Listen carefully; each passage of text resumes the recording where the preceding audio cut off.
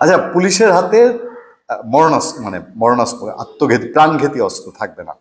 আর প্রাণঘাতী অস্ত্র কি থাকে? পুলিশের হাতে রাইফেল থাকে। রাইফেলটা প্রাণঘাতী। আমরা একেবারে সাধারণ চোখে যা দেখি, আমি গুগল সার্চ দিয়ে দেখতে পারতাম যে কি কি থাকে। পিস্তল থাকে।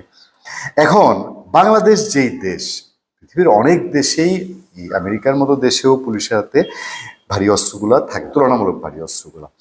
তো এখন বাংলাদেশে অভিযান চলতে গিয়ে চরাঞ্চলে বলেন আর ঢাকার কুখ্যাত নগরে বলেন বা যে বিভিন্ন জেলায় বলেন, সেখানে যখন অভিযানে যায় আমাদের সন্ত্রাসীদের হাতে এই দেশে এখনো 5 আগস্টেরই তো হাজারখানেক অস্ত্র রয়ে গেছে। তো পুলিশে আপনি লাঠি ঠেঙ্গা দিয়ে যদি এবং ঘোষণা দিয়ে পাঠান যে তার হাতে অস্ত্র নেই, আপনার কি গ্যারান্টি আছে যে পুলিশ তার পুলিশিংটা ভালোভাবে করবে?